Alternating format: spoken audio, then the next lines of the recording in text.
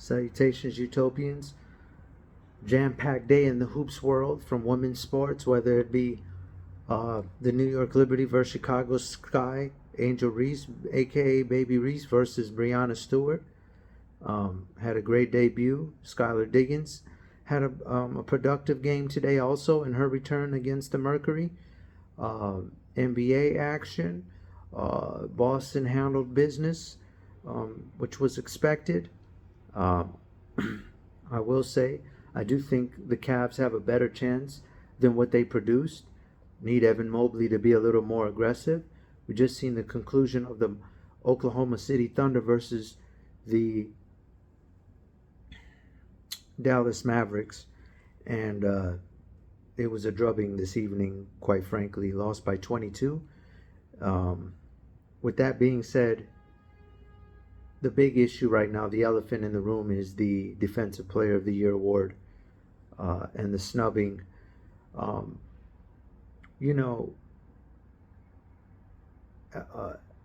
The Rookie of the Year going to Wemby is understandable because it might have been a little premature to give a rookie Defensive Player of the Year. Listen, there's a lot of amazing talent in the league right now, and a lot of players got swept under the rug. The Thompson kid over there in Houston, the one in Detroit, Derek Lively has been phenomenal.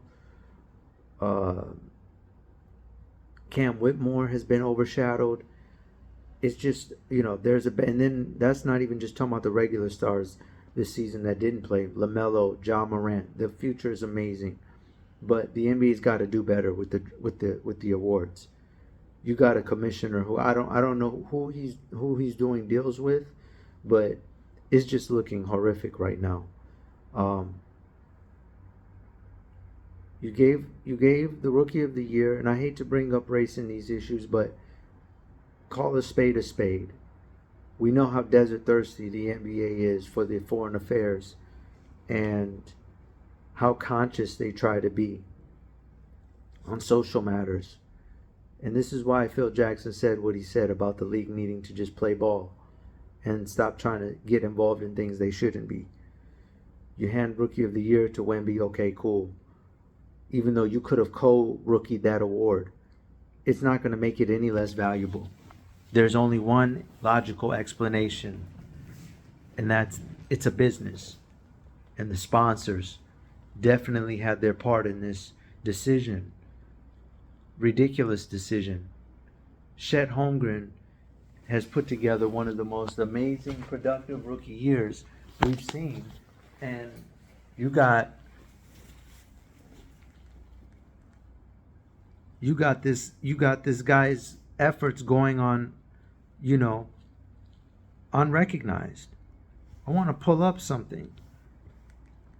NBA basketball player stats, steals plus blocks value metric system I have here. Victor Wembanyama finished first with 4.82.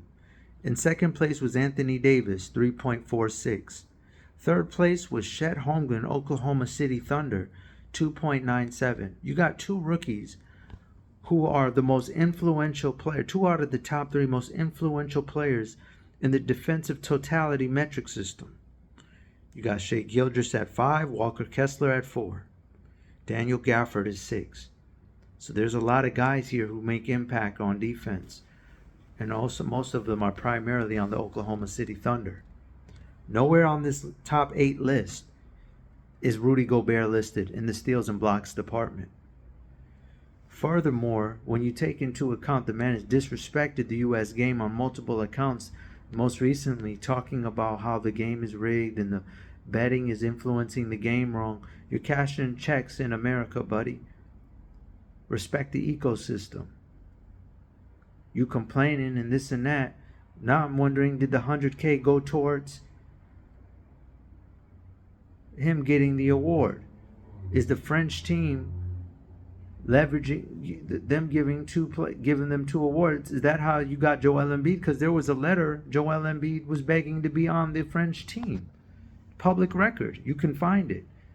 Suddenly he's playing for Team USA, and I tell people all the time, I'd rather lose than see that. I don't need a gold medal that bad if I'm Team USA. Not when you got a guy like Chet Holmgren doing what he's doing. Trust me, LeBron at the 1, Anthony Edwards at the 2, and Jason Tatum at the 3 is wiping out anything that is walking this God's green earth. You don't need a front line when that happens. Go ahead and try to furnish a front line of Joel Embiid. Rudy Gobert, Joel Embiid, and Wemby. Could care less. You're not doing nothing. You're gonna get clamped. The floor is gonna be too tight and squeezed, compacted, consolidated. A lot of con going on for defense. But this nonsense that Anthony Davis had to deal with this year.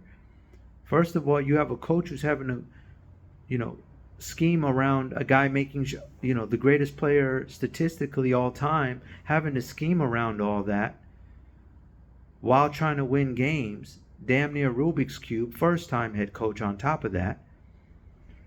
Schematically, you from a preparation standpoint, there's no practices going on clearly with the Lakers due to schedules and all the busy,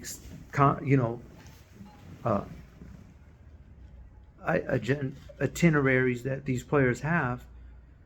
And this guy's got Spencer. How many guys were on 1-year deals getting significant minutes? Spencer Dinwiddie, Taurean Prince, Cam Reddish. These are the guys you're counting on. You see these freakish athletes in the playoffs getting deep in the postseason. For instance, OKC, these springy teams, Dallas. Notice the veteran teams are sitting at home, like I said in my previous video. Milwaukee, Clippers, Pelicans, Philly. You put these older guys out there, they're getting sent home first round.